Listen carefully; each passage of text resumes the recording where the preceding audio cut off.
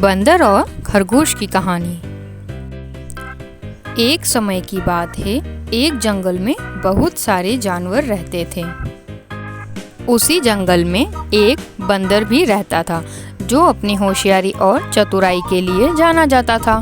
जंगल में जब किसी प्रकार की मुसीबत आती तो सभी जानवर अपनी समस्या का हल निकालने के लिए बंदर के पास ही जाते थे। उसी जंगल में एक बिल में एक खरगोश भी रहता था।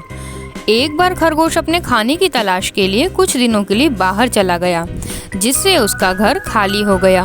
खरगोश का बिल खाली देखकर एक खरगोशनी उस बिल में रहने लगी। कई दिन बाद जब खरगोश वापस आया तो उसने देखा कि एक खरगोशनी उसके बिल में रह रही थी।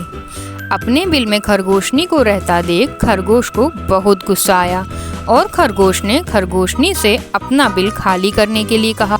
किंतु खरगोशनी बोली, मैं यहाँ कई दिनों से रह रही हूँ और अब इस बिल पर मेरा अधिकार है। इस बिल को मैं किसी भी हालत में खाली नहीं करूँगी। खरगोशनी की बात सुनकर खरगोश बोला, तुम तो अभी कुछ दिनों से ही इस बिल में रह रही हो। मैं तो यहाँ कई वर्षों से रह रहा हूँ। मैं कुछ दिनों के लिए बाहर क्या चला गया, तुम तो मेरे बिल पर कब्जा करना चाहती हो। मैं ऐसा नहीं होने दूंगा। इस प्रकार दोनों में काफी वाद विवाद होने लगा और समस्या का हल न निकलता देख खरगोश और खरगोशनी उस बूढ़े बंदर के पास गए और दोनों ने अपनी अपनी समस्या बतलाई। बूढ़े बंदर ने दोनों को समझाने का बहुत प्रयास किया, किंतु दोनों अपनी बात से टस से मस नहीं हुए। दोनों ही बिल छोड़ने के लिए तैयार नहीं थे।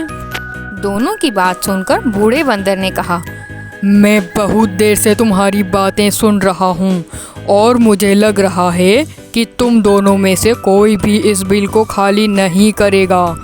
अब तुम दोनों बड़े हो गए हो और मुझे लगता है कि तुम्हारी शादी की उम्र भी हो गई है।